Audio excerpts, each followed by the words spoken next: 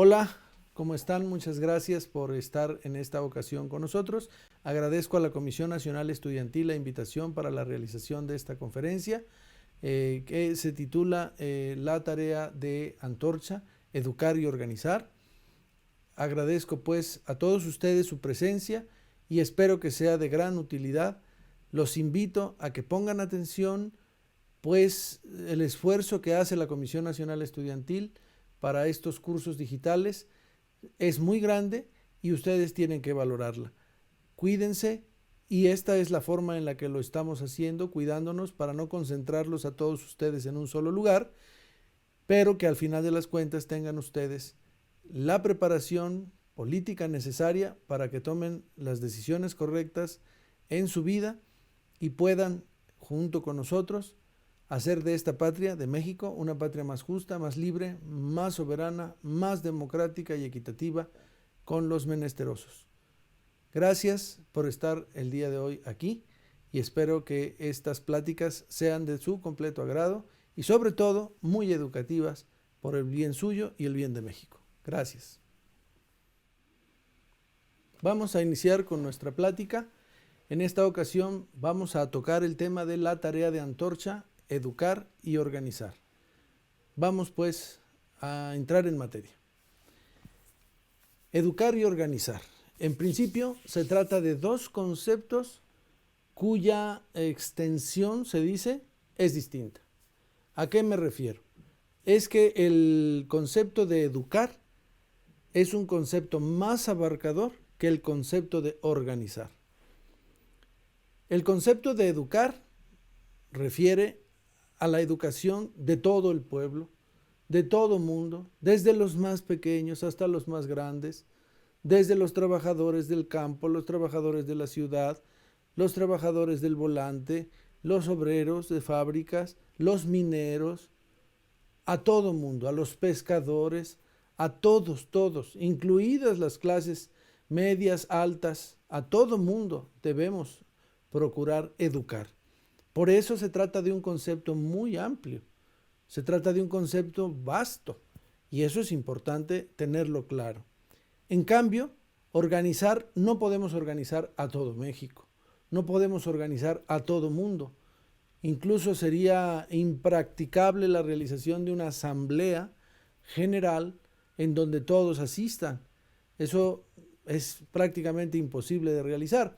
Por lo tanto, es necesario que nosotros tengamos claridad de que se trata de organizar a quienes, a los mejores, a los que estén más aptos, a los que tengan capacidad de palabra, a los que tengan disposición, a los que tengan ciertos rasgos de inteligencia suficiente para poder dar un discurso, para poder hacer una ecuación que no todo el mundo ha sido capacitado para ello, para poder explicar un tema complejo en palabras sencillas a la comunidad. Entonces se trata de organizar a los mejores. Incluso hay quienes tienen madera de líderes que por su naturaleza pues salieron aprendiendo el liderazgo. Entonces los invitamos a ellos precisamente también a que formen parte del grupo organizado. A eso es a lo que nosotros llamamos organizar a los mejores de los pescadores, a los mejores de entre los obreros, a los mejores dentro de entre los estudiantes, etcétera, etcétera. Entonces se trata pues de dos conceptos, pero con extensión distinta. Educar a todo mundo, incluidos los organizados.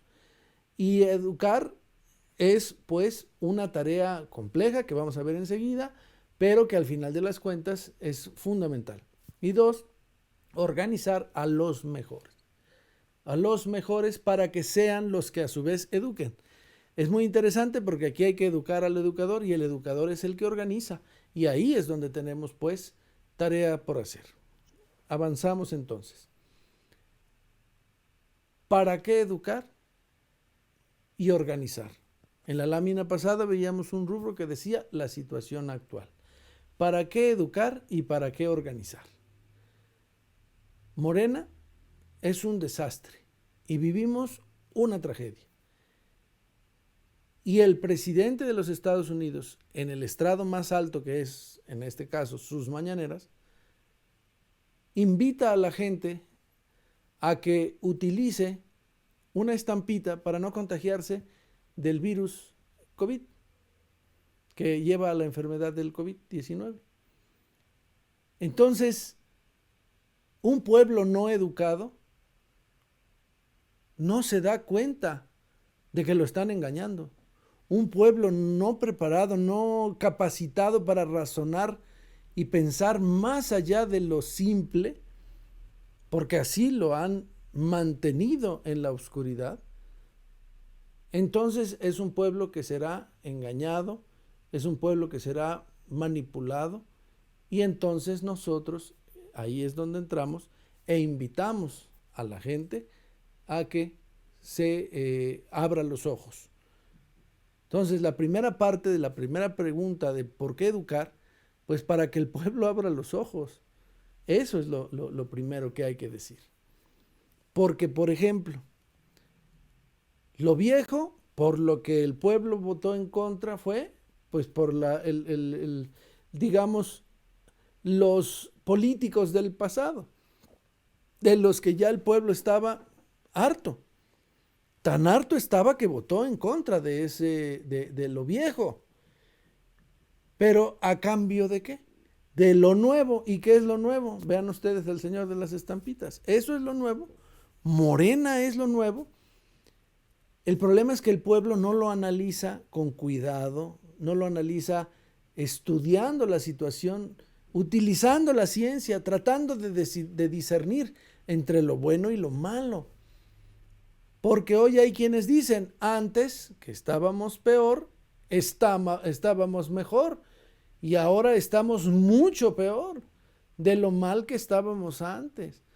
Entonces, sí es cierto, bueno, que de que se requería un cambio, pero saltamos como el pescadito, saltó de la sartén, queriéndose zafar del calor, a la lumbre directamente y le fue peor. Eso fue lo que le pasó al pueblo mexicano. Saltó justamente de la sartén a la lumbre. Saltó de lo peor a lo mucho peor. Y la pregunta, ¿y por qué no se dio cuenta el pueblo de que eso iba a pasar? Y la respuesta es, no se dio cuenta. Y el resultado entonces de su no darse cuenta es lo que hoy estamos viendo. Por lo tanto, es ahí donde invitamos a la gente a que se dé cuenta de esto. Es donde es necesario educar al pueblo para que descubra lo que hay detrás de las palabras y no se deje engañar, ¿no? Y cambie oro por cuentas de vidrio. ¿Cuál es el problema? El verdadero problema estriba en el modelo económico capitalista, porque este modelo económico capitalista concentra la riqueza. La famosa Oxfam, que es uno de los organismos no gubernamentales que hace análisis donde hay expertos como Joseph Stiglitz, entre otros, señala que este modelo económico capitalista concentra la riqueza y que la teoría del goteo, es decir, que se enriquezcan las clases poderosas para que inviertan y a su vez vaya fluyendo de arriba a abajo la riqueza a través de un goteo sistemático, esa valoración del problema, esa visión del problema no resuelve los problemas de fondo, porque lo que ha sucedido, lejos de que se distribuya la riqueza a través del famoso goteo y que de las clases altas vaya goteando a las clases bajas, lo que ha acontecido es más bien que se ha acumulado en pocos la inmensa mayoría de la riqueza generada en el mundo. El 1% de la población no hace muchos años acumulaba ya el 51% de la riqueza del mundo, como se ve en la grafiquita que tenemos aquí. Y por lo tanto, ¿esto qué refleja?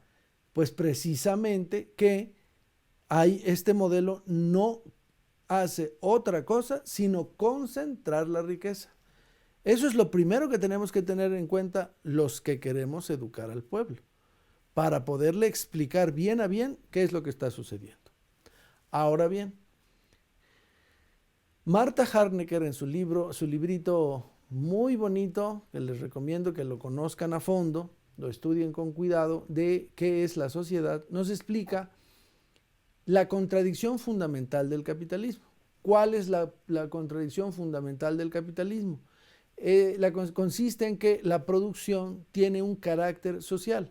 La riqueza social se produce de manera social, pero la apropiación de esa riqueza no tiene un carácter ya social, sino privado. Y es ahí donde nosotros tenemos que aprender. Aquí estoy poniendo un ejemplo de los constructores de yates. Son los que hacen los yates con un gran esfuerzo, sudan, corren grandes peligros, tienen que estar soldando, se tienen que subir a andamios peligrosos, etcétera, etcétera. Al finalizar los yates, la pregunta es, ¿ellos disfrutan de los yates? Y la respuesta es no. ¿Quiénes disfrutan de los yates? Pues los que vemos en la gráfica que aquí tenemos.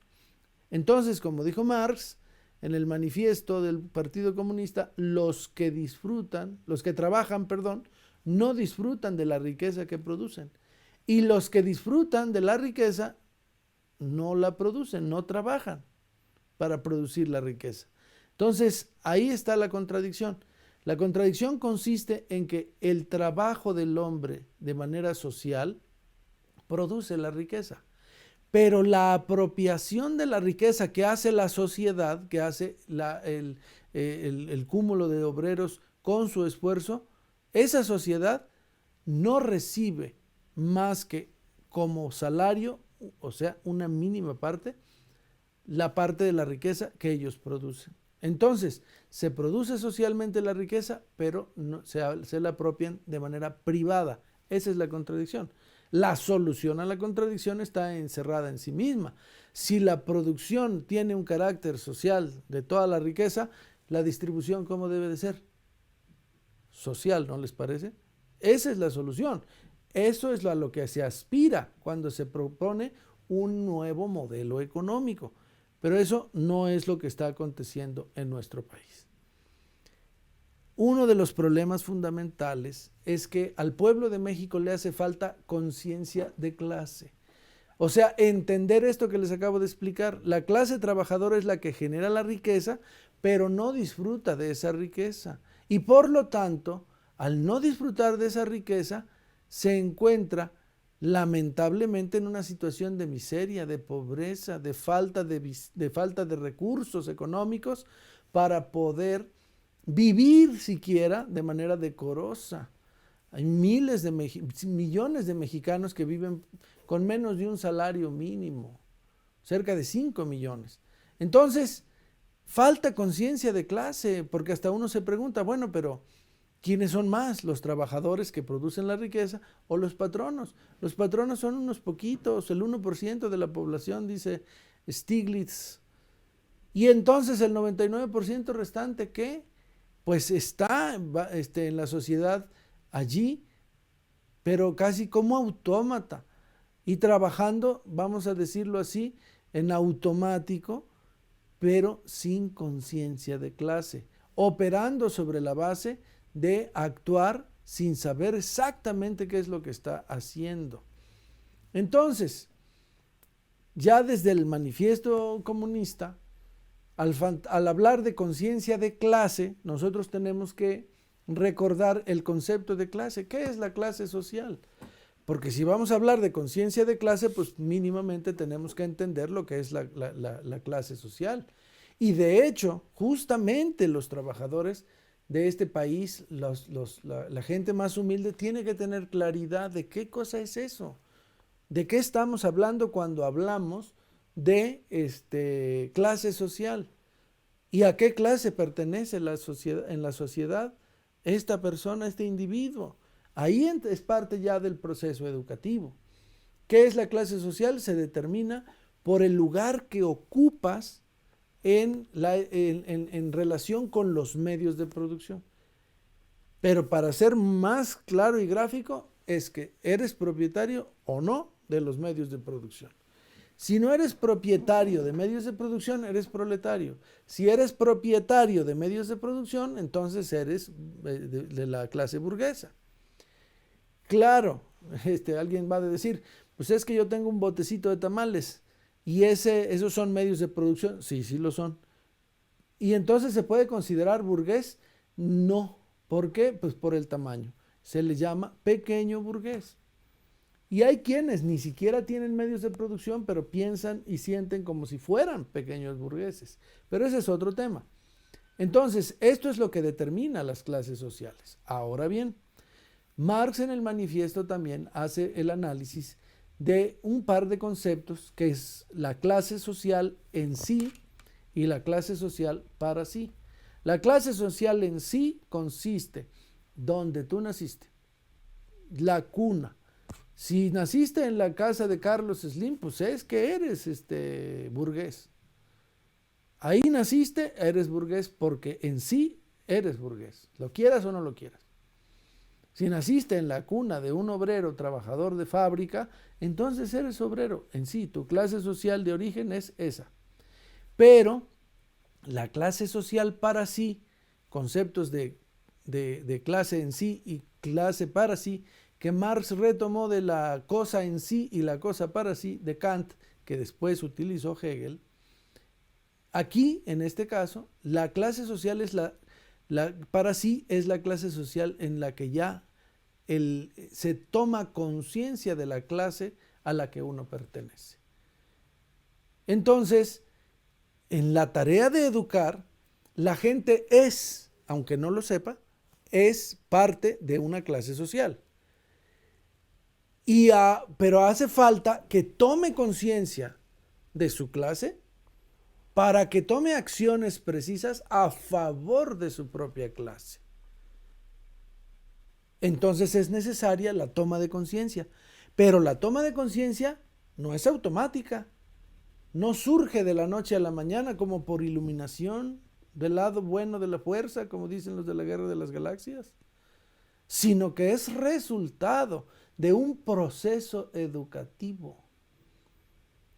Y es ahí donde empiezan las dificultades. Bueno, ¿todo mundo tiene la capacidad de tomar conciencia de clase? Sí.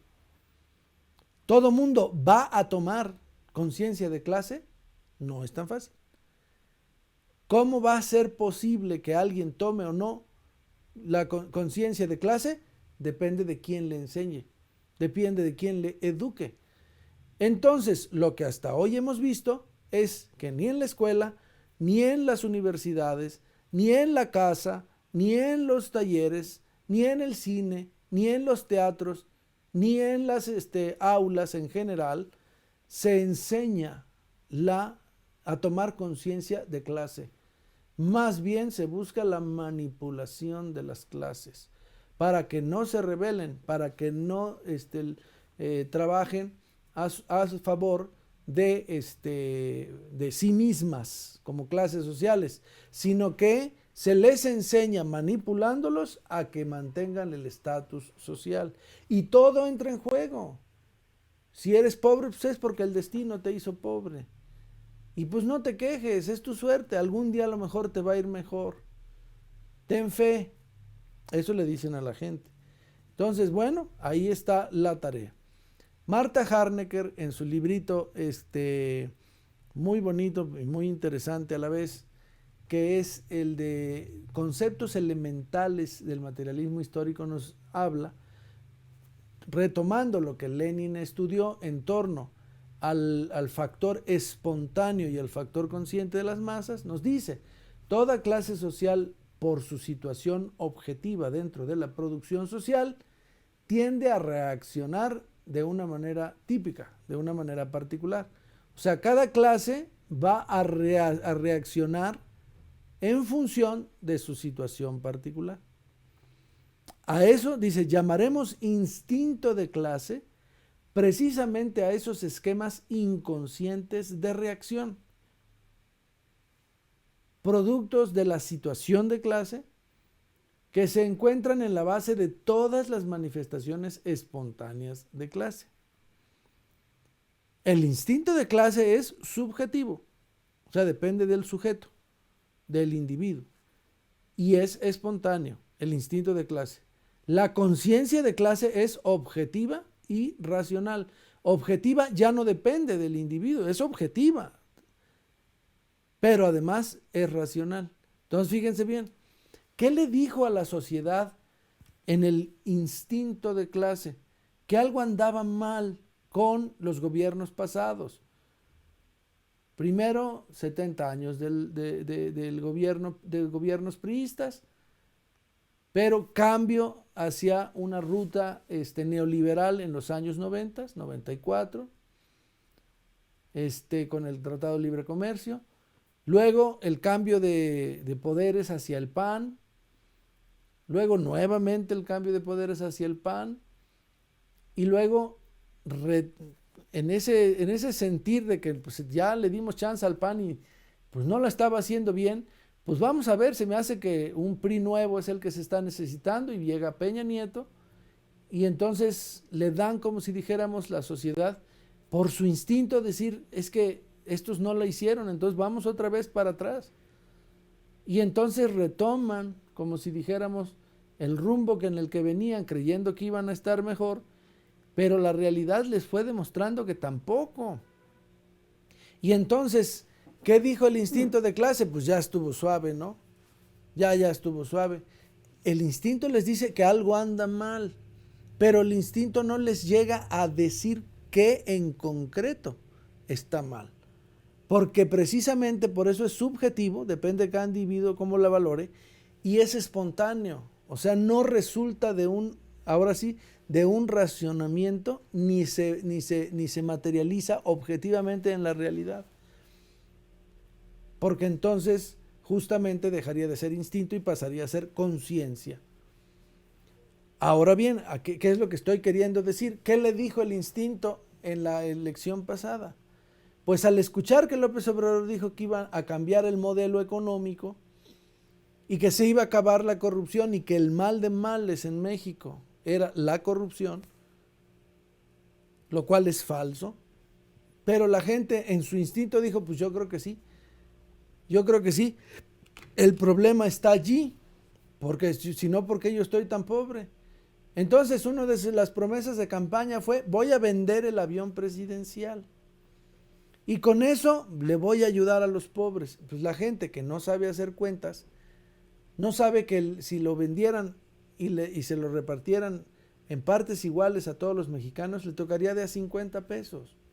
Y que por lo tanto no saldría de su pobreza, pero el mexicano no alcanza a hacer ese análisis objetivo y racional, o sea, basado en la conciencia, sino que instintivamente le dicen, no, pues está muy bien. Y por lo tanto, ahora en los comerciales de Morena, escuchamos, ¿cuándo se había visto un presidente renunciar a Los Pinos? Bueno, pero ¿cuándo se había visto un presidente regresar a Palacio Nacional? A vivir en Palacio Nacional. Bueno, 2. ¿Cuándo se había visto un presidente renunciar al Estado Mayor Presidencial? Pero ahora se utiliza la Guardia Nacional y al Ejército para proteger al presidente. ¿Cuánto se había visto que un presidente renunciara al avión presidencial? ¿Sale igual de caro utilizar el avión comercial para llevar al presidente y a todos sus achichincles que usar el avión presidencial? O sea que es lo mismo, pero la gente no lo descubre y en su instinto subjetivo y espontáneo dice, está bien, vaya hasta que alguien hace algo, pero no se da cuenta de que es lo mismo, ahora sí como dicen, la misma gata pero no más que revolcada, no se da cuenta. Entonces hay que pasar del instinto de clase a la conciencia de clase, pero ese paso tan sutil es de lo más complejo que existe, es de lo más difícil que existe. ¿Por qué? Aquí lo contesta Marta Harnecker. Ahora bien, ¿existe un paso directo de lo instintivo a lo consciente? Y la respuesta es evidentemente que no. Por lo menos en lo que se refiere a las clases explotadas de todo modo de producción. No. O sea, las clases explotadas no pueden pasar de lo instintivo a lo consciente como por arte de magia. Eso no sucede. No puede ser así. No es tan fácil. Ahora bien, entre el instinto y la conciencia se interpone la ideología dominante, como si hubiera una barda, y esa barda es la ideología dominante entre el instinto y la conciencia. Entonces, para que el instinto pase a la conciencia, hay que romper esa barda, pero esa barda da la casualidad que es una bardita gigante, que es la ideología dominante, que desnaturaliza el instinto, limitándolo a expresiones que no pongan en cuestión o en riesgo el sistema. Y por ello la conciencia de clase del proletariado no es nunca la mera expresión de su situación en la estructura económica de la sociedad. Este gobierno a cada rato dice lo que el pueblo mande, lo que el pueblo indique, lo que el pueblo señale. Pero a la hora de la hora al pueblo ni lo consultan, ni le preguntan. Por ejemplo, lo que va a suceder con lo de la reforma a la ley de energía. ¿Qué es lo que va a pasar? ¿Ya le consultaron al pueblo? Resulta que va a ser más cara ahora la luz, es más cara ahora que en la época de Peña Nieto. Y ahora pretende utilizar energías más caras y más contaminantes. ¿Ya le preguntaron al pueblo? No, no le preguntaron. No le han preguntado, es falso, es mentira. Entonces la ideología dominante hoy se llaman mañaneras. Esa es la ideología dominante hoy. Y a cada rato están friegue, friegue, friegue, friegue a través de las mañaneras, dando el punto de vista que le interesa al gobierno actual. Entonces, no es tan fácil pasar del instinto a la conciencia, pero los revolucionarios tienen que tener presente que es posible hacer el paso de lo instintivo a lo consciente, pero que requiere, para poder vencer la ideología dominante, una ideología más profunda, más sólida, más clara, más penetrante, más profunda. Y esa ideología es la que estudia la filosofía dialéctica impulsada por Marx, por Engels, y la teoría de la organización social a través de Lenin, la teoría del partido. Ahora bien, vamos a ver educar. Educar, ya di los elementos, digamos, teóricos de esa parte. Entonces, necesitamos hacerle ver al pueblo mexicano qué es lo que está pasando hoy para educarlo, abrirle los ojos. Hay quienes creen que las cosas están muy bien. Eso es lo que creen, y lo creen de buena fe. Los vamos a ver. Palabra que define al gobierno de Morena. Si yo les dijera a ustedes, en una palabra definan al gobierno de Morena, ¿qué palabra utilizarían? Pueden ponerla en los comentarios. Pero ahí les va. Desastre. La palabra que define a Morena se llama desastre. Eso es lo que define a Morena. Veamos por qué. Al aeropuerto de Texcoco lo abandonaron. Ahí hay miles de millones de pesos tirados a la basura por el capricho de un señor que dijo que ahí había corrupción y nunca la demostró. Y es más, la Secretaría de Comunicaciones y Transportes demostró que no había corrupción. Pero mientras dejaron abandonado este proyecto y entonces no le dieron continuidad a un proyecto que podía ser de gran relevancia en nuestro país y que no le costaría mucho más a la sociedad mexicana. Pero no, como no era obra del señor, del señor de las mañaneras, entonces ahí la dejaron. A cambio, se aventaron Santa Lucía. Esta es la nueva base aérea, que no es más que un galerón. Y algunos sacaron este meme de Doña Lucha, Santa Lucha, Santa Lucía. Entonces, eso fue lo que apenas se inauguró. Una base aérea, pero no es sino una bodega. Todo mundo se rió. Todo mundo se rió. Es muy lamentable. Dos Bocas. La refinería insigne del presidente, inundada. Inundada. Y prefirieron, en vez de que se volviera a inundar Dos Bocas, inundar a toda la gente humilde de la zona de Nacajuca, etcétera, etcétera. O sea, ese es el verdadero gobierno, pero no se da cuenta el pueblo de esto tan fácilmente. Pero ahí está. Otro ejemplo, vean ustedes el Tren Maya, pero ahí les puse cómo se vio que pintaron esos vagones, pero además los pintaron mal, tratando de taparle los grafitis, pero miren, ahí se alcanzan a ver perfectamente. Ese es el Tren Maya del gobierno de la Cuarta Transformación, que los describe perfectamente. Es una cosa horrible y esa es la realidad. Otra, cómo están trabajando con el COVID en este gobierno? De manera desastrosa. 177,000 muertes ya llevamos. Muertes por COVID. Yo les he platicado a algunos compañeros, entre ellos mi hermana. En el Estado de México, más de 7 activistas han fallecido por COVID. Hemos tenido casos muy graves que por fortuna han regresado de haberse intubado, pero han tenido una gran dificultad para poderse recobrar, tanto de su capacidad motriz como de su capacidad para realizar actividades. Se cansan muy fácilmente, no han podido desarrollar todas sus habilidades, etcétera, etcétera. ¿Y esto por qué? Pues porque el presidente y el gobierno de Morena dijeron, pues no pasa nada si no usas cubrebocas. Salgan a saludar a la gente, utilicen un detente. Y ahí están los resultados, 177,000 muertes hasta el día de hoy y la mayor tasa de mortalidad, una de las mayores tasas de mortalidad del mundo. De América Latina es la mayor y del mundo estamos en las primeras 3. Entonces, ¿qué pasa? Bueno, pues que nos están engañando. ¿Y el pueblo? ¿A poco no se da cuenta de que este gobierno no está haciendo bien las cosas? Otro ejemplo, la vacunación con propósitos electorales. Y ahí tienen a los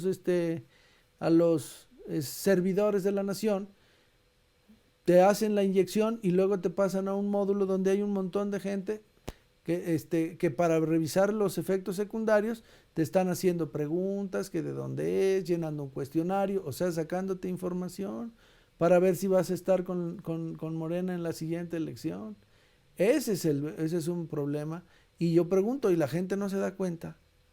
Otro ejemplo, la economía. Vean ustedes, tuvo una caída del 10% derivado de que no hubo ni apoyo a la gente, ni apoyo a las empresas para que no cerraran y pudieran de esta manera las gentes tener un poco de ingreso y poder hacer adquisiciones. No, durante la pandemia no hicieron nada los morenistas. El gobierno morenista pues es un desastre, es una catástrofe para este país. Cancelaron, por ejemplo, los fideicomisos para ciencia. Y ahora ya no hay menos recursos para destinarlos a la ciencia. Y el presidente sale a decir con este bombo y platillo, ya tengo el nombre para la vacuna mexicana, se va a llamar Patria. ¿Pero qué crees? Es que no hay todavía vacuna, ni dinero para hacerla, ni dinero para seguir investigando. ¿Dónde están? Se los quitaron los fideicomisos. CONACYT le arrebataron los recursos al CONACYT, con anuencia de la directora de CONACYT. Entonces, ¿cuándo va a estar esa vacuna? Nomás está el nombre. Entonces, ¿de qué te sirve una vacuna con el nombre si no hay dinero para hacerla? Eso es pura, ahora sí, ideología dominante mediática que está controlando a la gente. Otro ejemplo, la recaudación por el IVA se cayó después de la crisis del 2009, en este 2020, en un 19.5%, muy cercano a la crisis del 2009. ¿Qué refleja eso? Pues un mal manejo nuevamente de los datos económicos por llevarse todos los recursos al Tren Maya, a Dos Bocas y a Santa Lucía. En vez de generar una inversión del presupuesto que haga que la gente tenga agua potable, luz, drenaje, hospitales, no, todo está en Dos Bocas, inundada. En el Tren Maya, que está parado en varios tramos.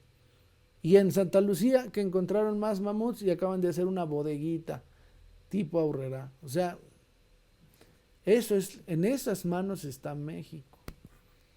Y ahora para acabarla de fregar, se agregan los apagones. como dice la canción, con el apagón, ¿qué cosas suceden? Se agregan los apagones. Esto no nos había pasado nunca.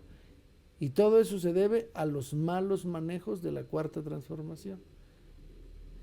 Malos manejos porque, por ejemplo, en vez de invertir en capturar el gas natural que sale de los diferentes yacimientos de petróleo, porque el petróleo va siempre con gas natural, lo que hacen es quemar ese gas natural y se pierde ese gas natural. Estamos perdiendo más o menos 1,000 millones de pesos al año de gas natural porque en vez de almacenarlo o dirigirlo a través de tuberías, el gobierno prefiere importarlo. Y ahí están las consecuencias. Y en vez de buscar invertir para poder aprovechar ese gas natural, que es más barato y menos contaminante, y lo tenemos, lo que hace el gobierno mexicano es apostarle al combustóleo, que es contaminante, que va a aventar hollín y que va a generar grandes problemas de salud en las poblaciones aledañas a las plantas generadoras de luz usando el hollín, o sea, usando el combustóleo, o el carbón, cosa similar. Eso es lo que plantea el gobierno de la Cuarta Transformación, que es, repito, desastroso. ¿Y qué dice el pueblo ante este desastre? Bueno, pues resulta que electoralmente, como se puede ver en esta gráfica, en términos de la aprobación promedio, pues da la casualidad de que no ha habido una disminución significativa del presidente. ¿Y cómo se explica esto? Pues precisamente como parte de lo que hemos estado discutiendo. El problema consiste en que el pueblo no tiene conciencia, entonces actúa por instinto. Y entonces, como el presidente en las mañaneras empieza a hablar de que se acabó la corrupción, de que el pueblo es el que manda, puras frases que la gente se las come enteritas, no las reflexiona, no las discute, no las analiza y llega entonces a la conclusión de que todo está bien aunque todo esté mal. En ese sentido, pues, es necesaria la conciencia del pueblo para que pueda discernir entre lo que es bueno para él y lo que es malo para él. Entonces, hay un desastre y sin embargo hay un grado importante de aprobación del presidente. Y entonces la razón ¿cuál es? Es que le falta educación al pueblo, en primera instancia para tener claridad y conciencia de cómo están las cosas. Por tanto, hay que educar al pueblo. Eso es lo que hay que hacer. Hay que educar al pueblo. Nos dice Rosa Luxemburgo lo siguiente: la potencia del proletariado está fundada sobre su conciencia de clase, sobre su energía revolucionaria y sobre la política independiente, resuelta y consecuente de la socialdemocracia, la única que puede desencadenar esa energía de las masas y moldearla como un factor decisivo en la vida política. Dicho en otras palabras, la fuerza social es, vamos a decirlo así, vista como una gran potencia transformadora o destructora, como el agua de una presa. El agua de una presa es capaz de destruir todo lo que se encuentre a su paso si se llega a romper la tal presa. Sin embargo, si con ingeniería, con conciencia, esta se puede, dice, moldear, se puede canalizar esa energía de las masas como un factor decisivo en la vida política, es decir, reorientarlas conscientemente hacia una actividad conjunta, por ejemplo, en el terreno electoral, entonces es capaz conscientemente, no por el instinto, sino de forma consciente, de resolver el problema, de cambiar la situación, poniendo en el gobierno no a una clase política que, igual que las pasadas, se hace cargo de llegar al poder para satisfacer sus intereses y poner en práctica su modelo que no corresponde con el modelo de vida que la sociedad necesita como parte de su problema social. No se elevan los salarios, no se generan los empleos correspondientes, no se cambia la política fiscal y se sigue favoreciendo a los ricos aunque se diga lo contrario, y finalmente las obras sociales se van a concentrar en el caso del gobierno, del desastroso gobierno morenista, se van a concentrar en 3 mega obras que pues la verdad serán de muy poca utilidad para el pueblo mexicano. Por eso entonces la fuerza del pueblo tiene que actuar en consecuencia. Avanzamos. ¿Cuáles son los factores de la educación del pueblo? Es decir, ¿qué es lo que nos ayuda a educar al pueblo? ¿Qué es lo que nos permite educar al pueblo? Esto es muy importante que ustedes lo tengan en cuenta. La lucha. La lucha educa al pueblo. En la medida en la que las masas luchan, en esa medida se percatan de quiénes son sus amigos y quiénes son sus enemigos, como dijo Lenin. Las movilizaciones educan. Ir a las movilizaciones, que la gente participe en la lucha, que se haga parte de la lucha para exigir lo que le corresponde, eso fortalece la educación de las masas. Los aniversarios políticos de Antorcha educan. Educan porque te dejan ver del tamaño del que tú eres, la energía, el entusiasmo, te permite todo eso, descubrir que eres una fuerza social muy importante y esto ayuda con buenos aniversarios.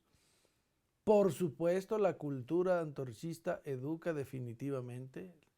Las actividades culturales de la organización son un factor de educación del pueblo mexicano, pero que imagínense cuando Antorcha gobierne, pues lo va a hacer masivo. Si con sus propias fuerzas ya lo hace hasta donde dan sus alcances, ahora cuando Antorcha gobierne este país, pues lo va a hacer de manera sistemática y como políticas de Estado bastante bien desarrolladas. El deporte también educa al pueblo, lo fortalece, lo hace disciplinado y no hay una política deportiva en este país agresiva en el buen sentido de la palabra que permita llegar a todos los rincones de nuestra patria para ser de los mexicanos más cultos, más cultos en cultura física. Yo recuerdo, por ejemplo, que Francisco Javier Clavijero explica cómo a los correos los enseñan desde que son chiquitos. Los correos son los que se encargan de correr desde el Templo Mayor hasta Veracruz y de Veracruz de regreso en relevos para traerle pescado fresco a Moctezuma Xocoyotzin. Y lo que hacían es que desde chiquitos los ponían a subir el Templo Mayor corriendo y los que primero llegaban eran a los que luego preparaban como correos. O sea, había pues una cultura del deporte bastante arraigada entre los aztecas y bueno, ahora está totalmente abandonada y estamos en el primer lugar de obesidad infantil, precisamente porque estos gobiernos, incluido el actual, no les importa la educación física de los niños, pues la educación física educa al pueblo y hay que impulsarla. Las conferencias educan a los pueblos. Nuestro querido maestro Aquiles Córdoba Morán, nuestro secretario general, el ingeniero Aquiles Córdoba Morán nos ha dado ya una gran cantidad de conferencias que abren los ojos al pueblo, que nos dejan ver de forma más concreta los problemas sociales, los problemas del arte, de la ciencia, de la política, que le permiten al pueblo tomar claridad y discernir, hacerse claridad de temas complejos de manera muy sencilla, puestos en boca del maestro para el entendimiento de todos nosotros. Las conferencias, por lo tanto, también educan. Las asambleas educan. Hacer una asamblea nos ayuda, nos educa. Reunir a la gente, hablarle de sus problemas, que la gente participe en sus problemas, también educa. Los artículos de nuestras revistas educan también. Léanlos y hagan que la gente los lea. Que conozcan, por ejemplo, aquí está la revista Buzos, La corrupción a la sombra de la Cuarta Transformación, Puebla, Laboratorio contra la Democracia, O sea, es una muestra pues de que efectivamente las revistas, los artículos de las revistas educan. Ahora bien, ¿el problema cuál es? El pueblo no se levanta por sí solo. El pueblo no puede levantarse por sí solo. Es como dice Lenin, si alguien se quisiera levantar de sus propios cabellos, no lo va a poder hacer. Entonces, todos estos fenómenos que estudiamos como factores de la educación del pueblo tienen de por medio un factor que nos sirve para poder llevar a cabo esos elementos educativos del pueblo. Y ese elemento es la organización. La organización. Y aquí, como dijimos al principio, la organización del pueblo no puede ser una organización de todo el pueblo, sino solo de los mejores. Pero estos mejores tienen que tener la capacidad de hablar, de expresarse con claridad ante la gente, de explicarles pacientemente los problemas, de organizar una marcha para que sea ordenada, limpia, precisa, que cumpla con su objetivo de protesta de acuerdo a nuestros derechos constitucionales.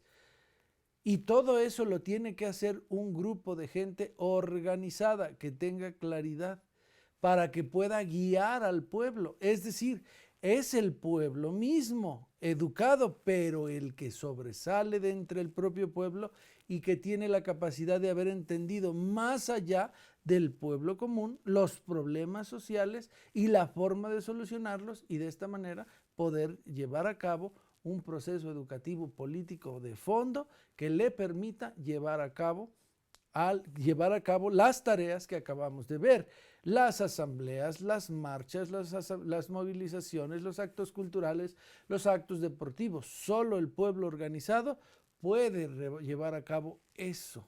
Y esa es la clave. Y eso es lo que le está faltando a nuestro país. Eso. ¿Quiénes sí están organizadas? Las clases poderosas, pero las clases bajas del pueblo no está organizado. ¿Y las clases altas promueven su organización? No, promueven su manipulación, promueven el que no tengan claridad y no se organicen, porque de hacerlo se vuelve un peligro para la estabilidad del poder que ellos detentan, derivado de las elecciones, porque para eso sí, cuando vienen las elecciones todo el mundo se les aparece, y cuando pasan las elecciones ya nadie se les aparece, sino hasta dentro de 3 o 6 años según sea el caso. Entonces es necesario que haya líderes, dirigentes claros, precisos, dispuestos, entregados, llenos de cariño por el pueblo y convencidos de que es posible una sociedad mejor. Eso es fundamental. Aquí tenemos el caso de Lenin y ahora el caso de Fidel Castro.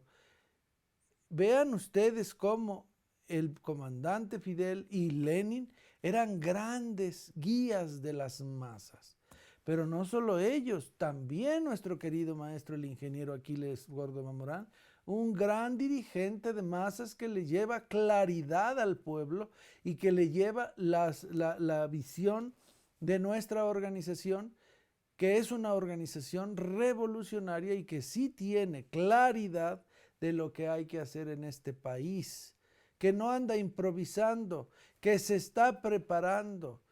Entonces, la organización de los pueblos requiere de dirigentes, de gente de avanzada, de gente preparada para poder guiar a los demás, que tenga dos características, digámoslo así: una, ojos para ver, entendimiento. Ahora sí, como dicen, para poder guiar a un ciego, pues no puedes estar ciego, porque si no se van todos al barranco. Pero también tiene que tener entusiasmo y cariño por lo que hace, porque si no lo tiene, entonces no lo va a transmitir, y eso se va a volver, como dice el propio maestro Aquiles: un cuerpo frío no le puede pasar calor a otro cuerpo igualmente frío. Para que haya transmisión de calor, tiene que tener el cuerpo calor para poder pasar calor a otro cuerpo. Y eso significa, pues el revolucionario tiene que tener claridad, ojos para ver y calor, es decir, entusiasmo, para que pueda transmitir lo que él siente y quiere como suyo, que es un cambio social profundo. Entonces hay que organizar a los mejores, hay que organizar a los más capacitados, a los más dispuestos. Y precisamente a ustedes se les invita para que tomen conciencia de que ustedes pueden ser de esos grandes mexicanos que sean capaces de orientar al pueblo, de escribir, de convertirse en científicos al servicio del pueblo, en profesionales al servicio del pueblo, como ya los tenemos, médicos, abogados, ingenieros, economistas que ya trabajan al servicio del pueblo y que pues tienen que ser o tienen la tarea de ser los mejores. Esa es su tarea y a eso están llamados. Entonces se requiere una estructura sólida basada en la unidad ideológica, en la unidad política y en la unidad organizativa. ¿Qué quiere decir esto? La organización requiere que los que estén dispuestos a entregar su vida profesionalmente a la lucha social tengan unidad ideológica, piensen de la misma manera, razonen de la misma manera, estén en la misma dirección, para que de esta manera tengan unidad política y puedan actuar con la misma visión política. Es decir, que no les pase lo que les está pasando a los morenos, que se están peleando, que acusan de poner a un pederasta y de un acosador sexual en Guerrero como candidato a la gubernatura, ¿verdad? O que se están peleando los puestos y se meten zancadillas. Ya tomó el PRI Jacob Polensky, luego Cuellar, y luego ya lo agarró Porfirio Muñoz Ledo, y luego ya lo agarró Mario Delgado, y se están peleando porque no tienen unidad política ni tienen unidad ideológica. Y finalmente la unidad organizativa, porque si no hay unidad organizativa, pues cada quien hace lo que se le dé su gana. Y esto es en lo que consiste organizar a los mejores, porque tienen que estar de acuerdo en la unidad ideológica, o sea, en la ideología de la lucha que van a dar, en la unidad política para precisamente que no se corrompan, que no se los jalen los enemigos, etcétera, y la unidad organizativa para darle seguimiento a la lucha que están emprendiendo. Y para ello, pues los jóvenes deben organizarse precisamente para educar al pueblo. Aquí tenemos a un jovencito brigadista de secundaria que le enseñó a leer y a escribir a este campesino a pesar de la juventud del pequeñito. Como pueden ver, el pueblo cuando se organiza es muy capaz de hacer cosas grandes. Y es aquí donde precisamente no todos pueden organizarse, pero aquí está un ejemplo de cómo cuando se organizan los mejores, se les lleva la cultura a los cubanos y en poco tiempo resolvieron el problema del analfabetismo, que hoy en México todavía tiene serios problemas a pesar de ser una potencia mucho más rica que Cuba. Aquí tenemos, por ejemplo, los colonos organizados en Cuba en los famosos comités de defensa de la revolución. Es decir, el pueblo organizado en comités. Cada calle tiene un comité donde tienen un presidente, un secretario, un tesorero, un encargado de vigilancia, etcétera, de cultura, etcétera, etcétera. Y cada uno de ellos está al tanto de revisar que las cosas se hagan correctamente en cada calle, en cada cuadra, para ver que no haya disturbios, para ver que no haya gente que quiera digamos, corromper a los cubanos o generar problemas o conflictos de cualquier naturaleza. Y gracias a esta organización es que se tiene un fuerte control social que permite garantizar que el pueblo cubano tenga seguridad y tranquilidad a nivel de la base. Aquí tenemos a los jóvenes cubanos de la Federación de Estudiantes Universitarios, de la famosa FEU, y de los jóvenes comunistas, de las juventudes comunistas. Vean ustedes los rostros de los muchachos, cómo están atentos, cómo están perceptivos, cómo están concentrados. Y esto requiere efectivamente de la organización. Los que no están organizados no son más dispersos, andan viendo otras cosas, pero vean aquí cómo los jóvenes en general se encuentran concentrados a lo que les están diciendo. Eso es parte de la organización, estar concentrados es porque se sabe lo que se quiere estar, se analiza lo que se les está diciendo. Como cuando uno va a una conferencia del maestro Aquiles, pues la verdad es que no pierde uno el hilo porque se está uno concentrando en lo que dice, porque quiere uno aprender y ponerlo en práctica o llevárselo a las masas o tomar ideas del maestro y ponerlas en un artículo para la revista Buzos, etcétera, etcétera. Vean la importancia que tiene justamente la concentración como parte de los organizados. Pero además los jóvenes son gente joven y están organizados pensando justamente en hacer de Cuba una patria mejor, como nosotros queremos hacer de México una patria mejor. Y para eso ustedes tienen a la FENER. Entonces, lo primero que les invito es que se unan a la FENER, que se organicen con la FENER, que luchen con la FENER, que sea su primer eslabón, como fue el mío. Yo me organicé en el MEIMA, entonces se llamaba MEIMA, Movimiento Estudiantil Ignacio Manuel Altamirano, y luego surgió el Movimiento Estudiantil Poblano Hermano Cerdán, el MEPS, el MEIMO, Movimiento Estudiantil Melchor Ocampo en Michoacán, y luego el Camilo Arriaga en San Luis, y luego ya formamos la Federación Nacional de Estudiantes Revolucionarios Rafael Ramírez, hasta conformar lo que es la FENER.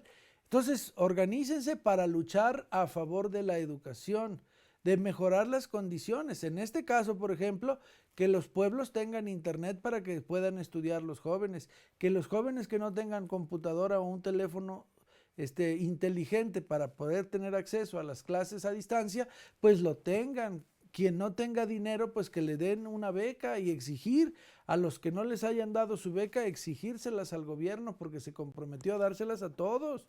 Y eso es parte de estar organizados y jalarse a más muchachos, educarlos y a los mejores organizarlos. Igual la antorcha magisterial.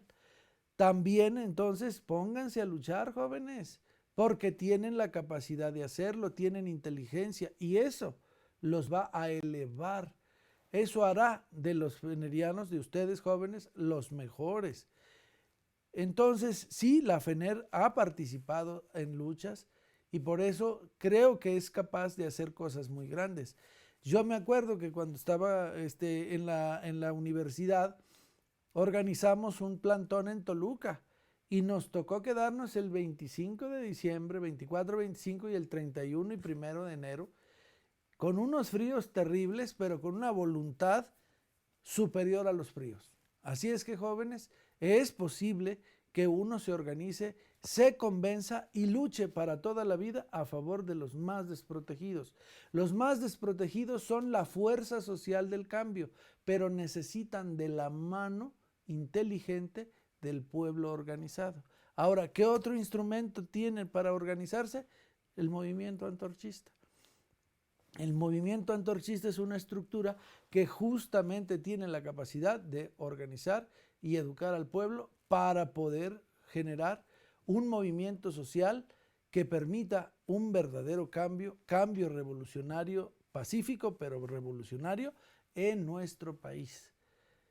Entonces hacen falta más manos dispuestas, más manos y cerebros que, como dice el maestro, cerebros sin par, dispuestos a dar la lucha a favor de los más desprotegidos. Pero eso requiere entonces de jóvenes dispuestos a entregar su tiempo, su vida, su inteligencia, a luchar, a cambiar al pueblo, a educarlo, a organizarlo para que de esa manera pueda poner en sus manos el cambio que se requiere en este país. Ya aprobó el pueblo de todo, ya aprobó el PRI, el PAN, el PRD, ahora Morena, y ya se dio cuenta de que todos son iguales. Entonces, ¿cuál es la variable que está faltando en todo esto? Que el pueblo sea el que tome en sus manos el proceso. Eso no ha pasado. El pueblo se ha solo, digamos, dedicado a ir a la elección, y eso que no van todos, a votar, y con eso creen que es suficiente. Ahora se está demostrando que no basta. El pueblo no basta con que vaya a votar creyendo que ya con eso se le resolvieron sus problemas. Es el primer paso. El segundo paso es organizarse y exigirle a las autoridades que no destruyan al país y que resuelvan los problemas esenciales que le afectan al pueblo mexicano. Entonces, ahí está la antorcha. La antorcha es un factor de organización social que permite un cambio profundo cuando a la gente se le organiza, cuando a la gente se le explica con claridad, la gente lo entiende y la gente se suma. Hay que convencer al pueblo, pero eso requiere de gente organizada con claridad ideológica para que el pueblo a su vez alcance la conciencia que le está haciendo falta. Así es que los objetivos son educar y organizar. Esas son las tareas de antorcha. ¿Educar a quién? A todos, al todo mundo, hasta uno mismo. Es motivo de educación. Y es una espiral ascendente. Cada vez alcanza uno más altura en nuestra educación. Pero organizar a los mejores para que juntos puedan, con la educación del pueblo, lograr que el pueblo tome en sus manos el proceso histórico, tome el poder político en sus manos, lo dirija, esté vigilante de lo que hacen los gobernantes para que pueda entonces México ser un México distinto. Hay que conquistar el poder político nacional para hacer de México una patria mejor. Eso lo pueden hacer los mexicanos organizados. Y eso es lo que le está haciendo falta a nuestro país. Antorcha ha avanzado mucho, pero no lo suficiente. Pero la misma realidad le está dando las condiciones a nuestro país para demostrar que el desastre que tienen los morenistas solo lo pueden cambiar para bien los antorchistas organizados y educados para hacer de México una patria más justa, más libre y más soberana. Con la tranquilidad de que tenemos líder, de que tenemos dirigencia, de que tenemos claridad y de que somos un colectivo que es capaz de poder lograr grandes cambios en este país. Pero eso sí, necesitamos más manos para organizar a más gente. Y por eso los invitamos a ustedes a que sean parte de los organizadores de este cambio revolucionario que está proponiendo el movimiento antorchista. Adelante, compañeros, venceremos. Muchísimas gracias.